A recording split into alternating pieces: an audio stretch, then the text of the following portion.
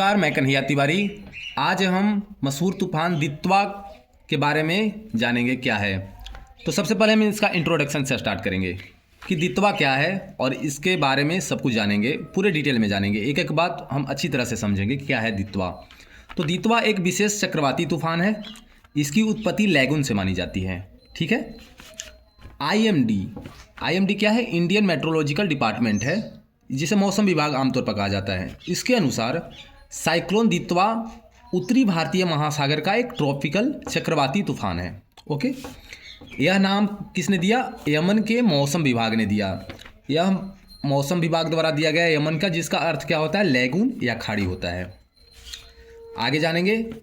इस तूफान की शुरुआत कम दबाव क्षेत्र से शुरू हुई, जो दक्षिण पश्चिम बंगाल की खाड़ी व श्रीलंका के समुद्री भाग के पास था। धीरे धीरे तीव्रता पकड़ी व यह मजबूत होकर चक्रवात में बदल गया।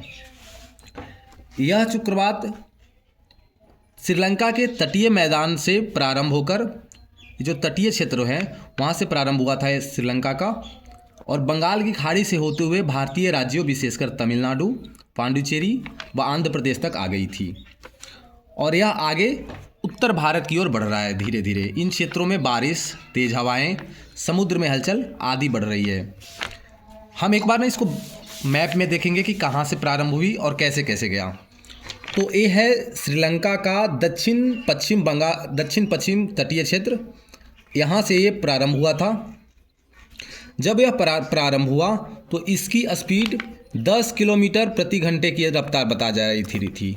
ये 26 नवंबर की रात को प्रारंभ हुआ 10 किलोमीटर प्रति घंटे की रफ्तार से, और ये धीरे धीरे श्रीलंका के क्षेत्रों को तबाही मचाते हुए आगे की ओर बढ़ा।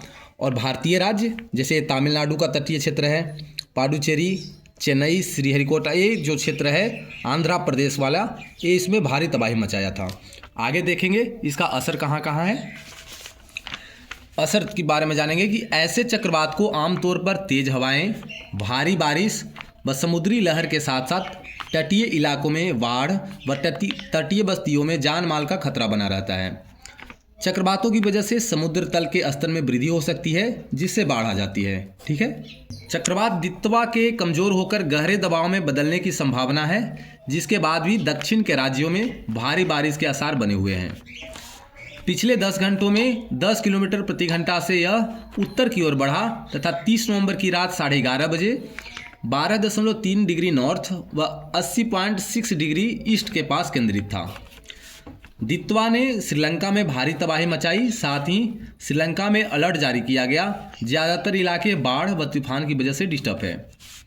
एक अनुमान के मुताबिक आंध्र प्रदेश, पांडुचेरी, तमिलनाडु में भारी बारिश व तूफान की आशंका है। तूफान दित्वा 26 नवंबर को शुरू हुआ, जिसमें 100 से ज़्यादा मौतें बता जा रही है। ये है श्रीलंका की रिपोर्ट, जिसमें 100 से ज़्यादा मौतें और भारी नुकसान बताया जा रहा है। इनकी राजधानी जो कोलंबो है वो पूरी तरह बाढ़ की चपेट में है। पिछले 4 दिनों में $500 मिलियन का नुकसान एक रिपोर्ट जारी किया गया श्रीलंका के द्वारा, जिसमें श्रीलंका ऑफिशियल के द्वारा बताया गया कि पिछले 4 दिनों में $500 मिलियन का नुकसान हो चुका है श्रीलंका में। भारत इसके लिए क्या किया? तो भारत ने पड़ोसी देश श्रीलंका के बचाव कार्य में ऑपरेशन सागर बंधु, ये क्या है? भारत सरकार का एक ऑपरेशन है, ऑपरेशन सागर बंधु। ये शुरू किया गया है श्रीलंका के बचाव में, जिसमें मानवीय राहत, इसके साथ साथ नेवी और एनडीआरएफ की टीम बनाई गई है, जो इनको सपोर्ट कर रही है।